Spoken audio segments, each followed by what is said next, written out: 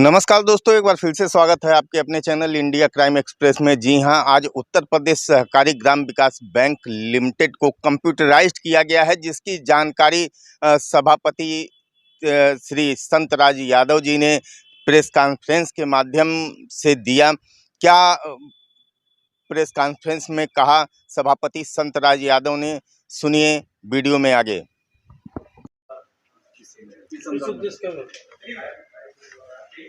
23 सितंबर 2020 को मेरा चुनाव सभापति के रूप में हुई थी और तब हमारे उत्तर प्रदेश सहकारी ग्राम विकास बैंक, जो सहकारिता के अंतर्गत आता है, इसकी स्थिति बहुत खराब थी।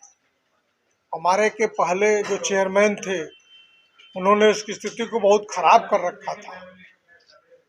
आने के बाद मैंने उसमें अधिकारियों और कर्मचारियों के साथ मिलकर बैठ करके बातचीत किया और काम को शुरू किया। अधिकारियों को कर्मचारियों को प्रोत्साहन दिया और सहकारिता के क्षेत्र में यह बैंक, हम किसानों को ऋण देने का काम करते हैं। ऋण दिया, उसकी वसूली किया और जिससे हम 2022-23 में 100 करोड़ के लाभ में हमारा ये बैंक पहुंच गया और ये एक उत्तर प्रदेश कोऑपरेटिव बैंक के लिए, सहकारी बैंक के लिए एक मील का पत्थर साबित हुआ।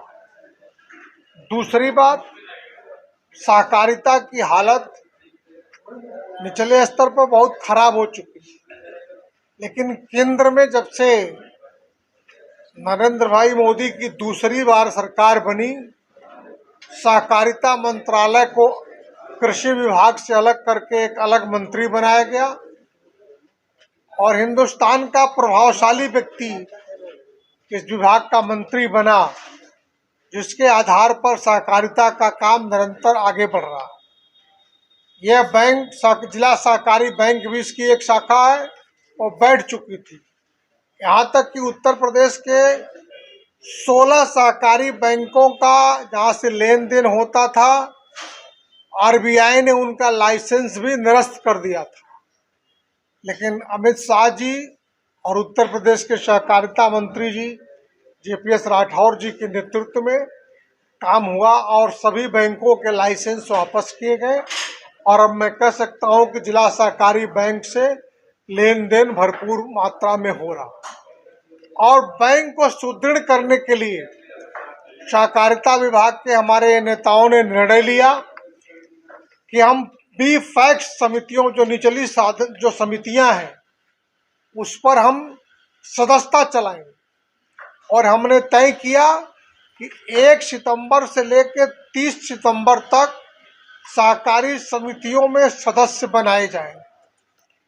और हमारे अधिकारियों कर्मचारियों ने अथक प्रयास करके हमारे किसानों ने सहयोग किया, जिसके आधार पर हम कह सकते हैं कि पूरे प्रदेश में कुल जो लक्ष्य तय किए गए थे 25 लाख का, पूरे प्रदेश में हमने 1 सितंबर से 30 सितंबर के बीच में 27 लाख की बी पैक्स समितियों की सदस्यता किया, किसानों को सदस्य बनाया, जिसके आधार पर 65 करोड़ रुपए की अंश पूंजी हमारे सहकारी समितियों में आई, जिसके आधार पर जिला सहकारी बैंकों का कार्य और आगे बढ़ा।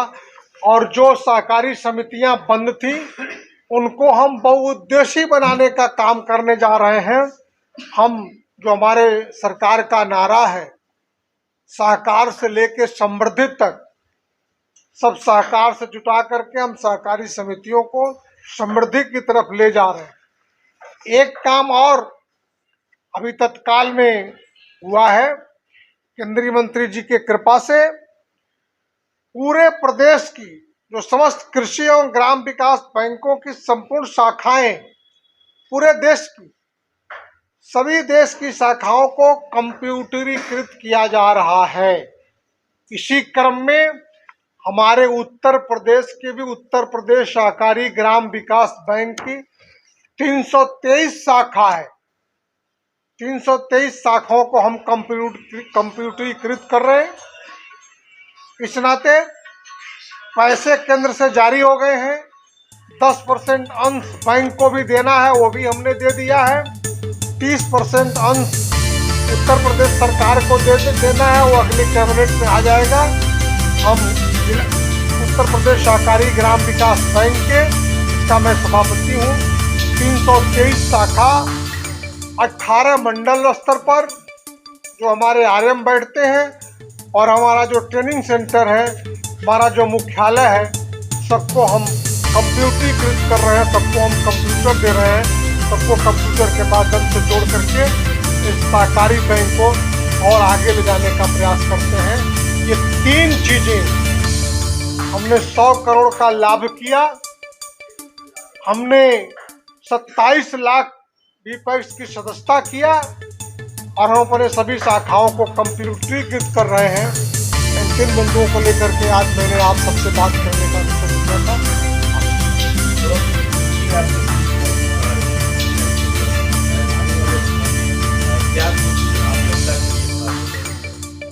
जैसा हमने बताया ना कि जो हमारी निचली साधन सहकारी सबसे निचली इकाई साधन सहकारी समितियां, जो करीब हम समझते हैं कि न्याय पंचायत स्तर पर, उसको हमने मजबूत करने के लिए सदस्यता किया है।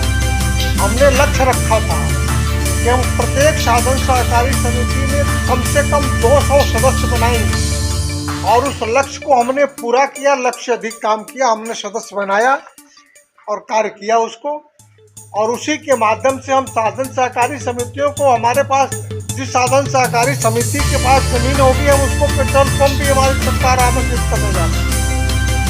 हम उनको धान गेहूं क्रय केंद्र तो खोलेंगे। खाद का वितरण हम केवल उन्हीं के माध्यम से करने जा रहे हैं। और इतना ही नहीं, जन सेवा केंद्रों को भी हम साधन सहकारी समितियों के माध्यम से ही हम संचालित करने की योजना बना रहे हैं। इतनी बड़ी योजना हमारी, हम उसको सर्वसुलभ करने की बात। और एक चीज और आपके जानकारी में दे दूं कि साधन सहकारी समितियों से जो किसान खाद खरीदेगा, उसकी हम स्वतः 1 वर्ष की बीमा हो जाएगी। ऐसा सहकारिता ने निर्णय लिया।